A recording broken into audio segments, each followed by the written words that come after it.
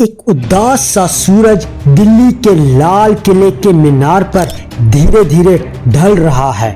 ہوا میں اداسی کی ساز ہے اور ایک آواز کہانی سنانے کو تیار ہے۔ وقت کا ایک پہیہ تھا جو ہندوستان کے سب سے عظیم تاج کو لے کر چلا تھا، ایک ایسی سلطنت جس کا زور پوری دنیا میں کوئی نہ تھا، جہاں ایک اشارے پہ لاکھوں فوج چل پڑتی تھی، جہاں درباروں میں شاعری، سنگیت، علم اور ادب کا ایک راج تھا۔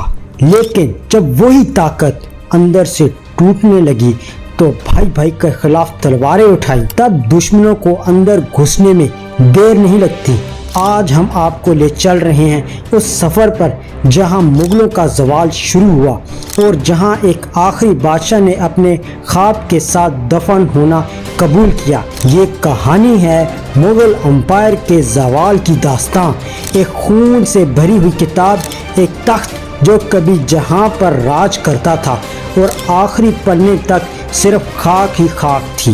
دوستو، آج میں آپ کو بتاؤں گا مغل سلطنت کے بارے میں، کیسے ایک امیر گھرانہ جس کا پوری سلطنت پر راج ہوا کرتا تھا، جس کو اپنے خاندان نے ہی تباہ کر دیا، کیسے مغل سلطنت کا زوال شروع ہوا، آج میں آپ کو اس ویڈیو میں بتاؤں گا۔ 1707 کا سال تھا۔ دولت آباد کے پرانے قلعے میں ایک بوڑھا، کمزور اور تنہا بادشاہ اپنے آخری دن گن رہا تھا۔ یہ شخص تھا عالمگیر اورنگزیب، مغل سلطنت کا وہ حکمران جسے کچھ لوگ ظالم کہتے تھے تو کچھ مومن۔ اس کا چہرہ جھریوں سے بھرا تھا، آنکھوں میں تھکان اور دل میں بے چینی۔ ساری زندگی اس نے جنگوں میں گزاری، دکن کی دھرتی ہو یا راجپوتانہ کی جنگلات، اس نے ہر دشمن کو تلوار سے جواب دیا، مگر اس وقت اس کے پاس نہ کوئی وفادار تھا نہ کوئی بیٹا۔ ایک سامراجیہ جسے اس نے ایک چھڑی سے چلایا اب اس کے اپنے ہی بچوں کے درمیان بکھرتا جا رہا تھا۔ اورنگزیب کے انتقال کے بعد مغل سلطنت میں ایک کالی پن اور بے معنی سی چھا گئی۔ نہ کسی کے پاس ان جیسا شدت تھی، نہ ان جیسا ارادہ۔ اس کے بیٹے بہادر شاہ، محمد اعظم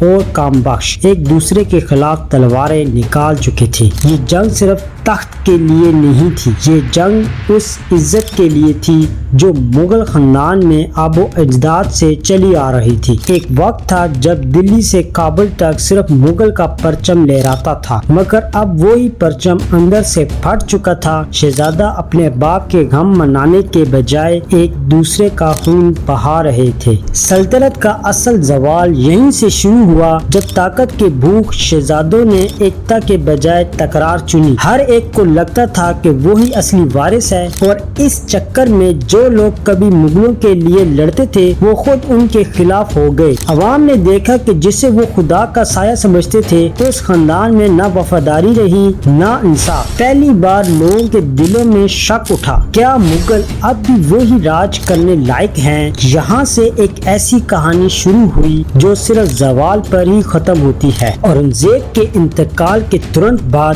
مغل سلطنت ایک ایسے موڑ پر آ گئی جہاں بھائیوں نے بھائیوں کے خون سے زمین رنگ دی۔ شہزادہ محمد اعظم اپنے آپ کو باپ کا بادشاہ گھوشت کر دیا، لیکن دوسری طرف شہزادوں نے اس فیصلے کو ماننے سے انکار کر دیا۔ بہادر شاہ جو اس وقت پنجاب میں تھا نہ فیصلہ کیا کہ وہ بھی تخت کے لیے جنگ لڑے گا۔ آخر کار مغل تخت صرف ایک کو ہی ملنا تھا اور اس تخت کے لیے بھائیوں نے ایک دوسرے کے خلاف تلوار اٹھائی۔ یہ جنگ صرف دو لشکروں کے درمیان نہیں تھی، یہ ایک خاندان کا ٹوٹنا تھا جس سے ہندوستان کی تاریخ کو ہلا کر رکھ دیا۔ جنگ جاجو 20 جون 1707 کا وہ دن تھا جب ایک ہی خون کے دو بھائی ایک دوسرے کے سامنے تلوار کے ساتھ کھڑے تھے۔ دھوپ سے جلی ہوئی زمین پر لشکروں کے پاؤں تھک رہے تھے اور آسمان میں ایک جنگ کی جونج۔ محمد اعظم نے اپنی فوج کے ساتھ بہادر شاہ کا سامنا کیا، لیکن تقدیر اس کا ساتھ نہیں دے رہی تھی۔ کچھ ہی گھنٹوں میں جنگ کا پالا بہادر شاہ کے ہاتھ میں چلا گیا اور محمد اعظم اپنے بیٹے کے ساتھ میدان جنگ میں قتل کر دیا گیا۔ خون سے بھرے میدان میں ایک باپ اور بیٹا دونوں ہی مغل خاندان کے ایک دوسرے کے سامنے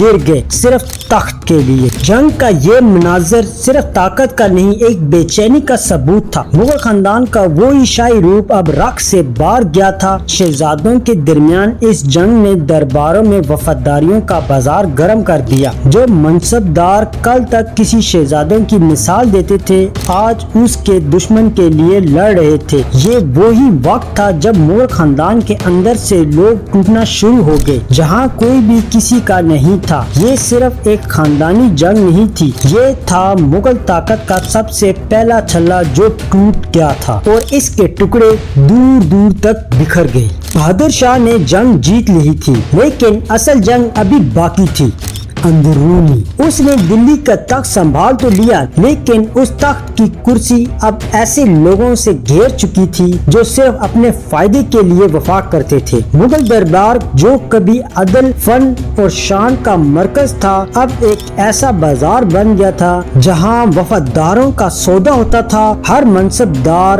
ہر نواب، ہر سپہ سالار کسی نہ کسی پارٹی سے جڑا تھا اور ہر شخص دوسرے کی پیٹھ میں چھرا گھونپنے کے لیے تیار۔ اب بہادر شاہ خود بھی سمجھ نہیں پا رہا تھا کہ کس کو اپنا سمجھے اور کس کو غدار۔ دربار میں گھنٹی کی آواز سے پہلے ہی سازشیں شروع ہو جاتی تھی۔ ایک طرف راجپوت ریاست پھر سے اپنے حق کی بات کر رہی تھی، دوسری طرف مراٹھا سردار اپنے علاقے واپس چاہتا تھا۔ بہادر شاہ نے ان سب کو سمیٹ کر ایک نیا اتحاد بنانے کی کوشش کی، لیکن ہر منہ سے نکلتی بات ایک اور ٹوٹے ہوئے وعدے کی یاد دلاتی تھی، اور بے چینی اور بے اتحادی کے ماحول میں مغل وزیر اور سپہ سالار بھی اپنے رنگ بدلنے لگے۔ کچھ نے فاروق سیار کو سپورٹ کرنا شروع کر دیا، کچھ نے اورنگزیب سے چھپ کر ملاقات کی، اور کچھ نے تو خود کو ہی چھوٹا بادشاہ سمجھنا شروع کر دیا۔ یہ سب کچھ اس وقت ہو رہا تھا جب عام آدمی کا بھروسہ مغل نام سے اٹھتا جا رہا تھا۔ پہلے جو ایک حکمران کے لیے جان بھی دیا کرتے تھے، اب ان کے نام پر تانا مارتے تھے۔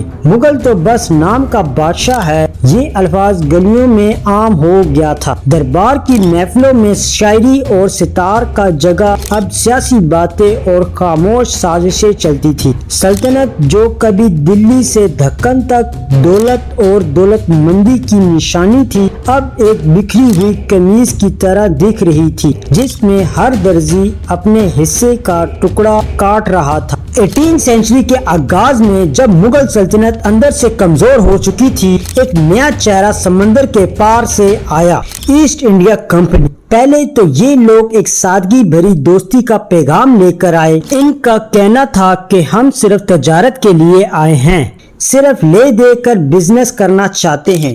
دلی کے دربار میں انگریزوں نے مہمان بن کر دستک دی، مگر ان کے ہر ایک پاؤں کے نیچے ایک چھپی ہوئی چال تھی۔ انہوں نے نوابوں اور راجوں کو ایسے ڈیل دے دیے جو صرف کاغذوں تک ہی لگتے تھے، لیکن اصل میں یہ تھا ایک جال، ایک ایسا جال جو آہستہ آہستہ مغل سلطنت کو لپیٹنے لگا۔ مغل بادشاہ اس وقت تک صرف نام کا بادشاہ رہ گیا تھا، اس کے حکم کی حد صرف دلی کے لال قلعہ تک تھی۔ باقی ملک میں تو یا تو نواب کا راج چل رہا تھا یا انگریزوں کی اپنی پالیسی۔ کمپنی نے بنگال میں پہلے صرف گودام بنایا، پھر سپاہی رکھے، پھر ریاست میں ہاتھ ڈالا۔ پلیسی کی جنگ نے سب کچھ بدل دیا۔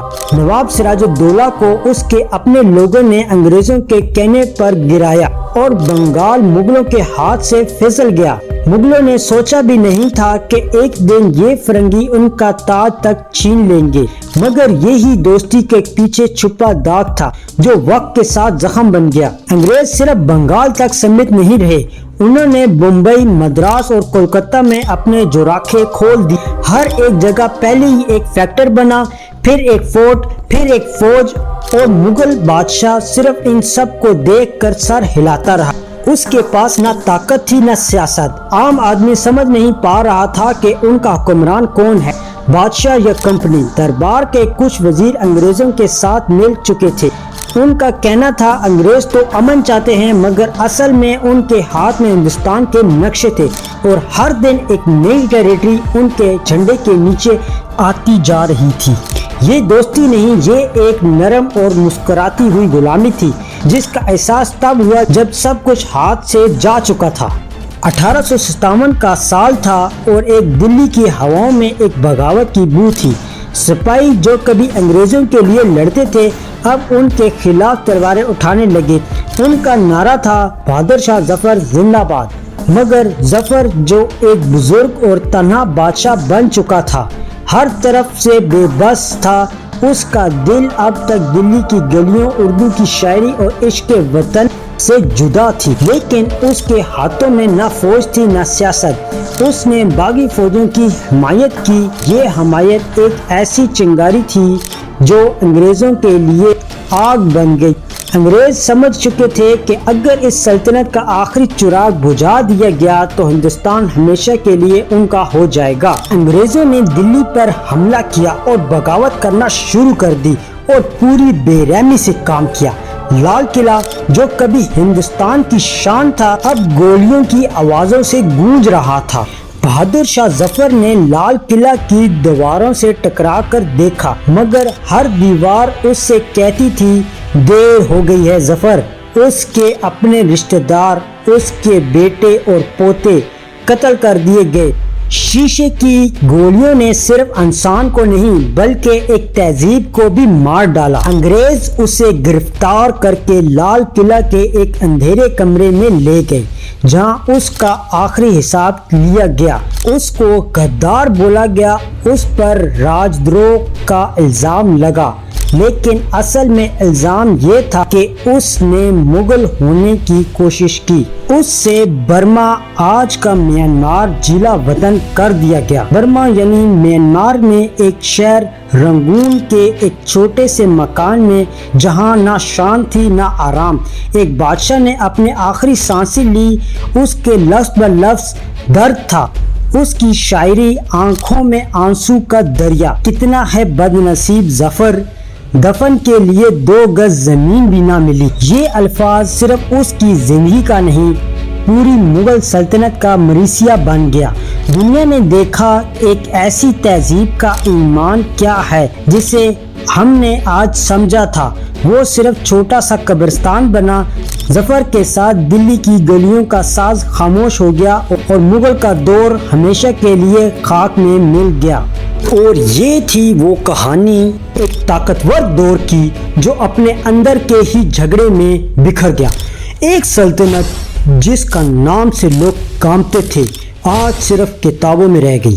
مغل کا زوال میں ہمیں یہ سکھایا کہ اگر ایک قوم اپنے اندر کا فرق، نفرت اور لالچ کو نہیں روکتی تو چاہے اس کے پاس دنیا کی جتنی بھی دولت ہو وہ ایک دن مٹی میں مل جاتی ہے۔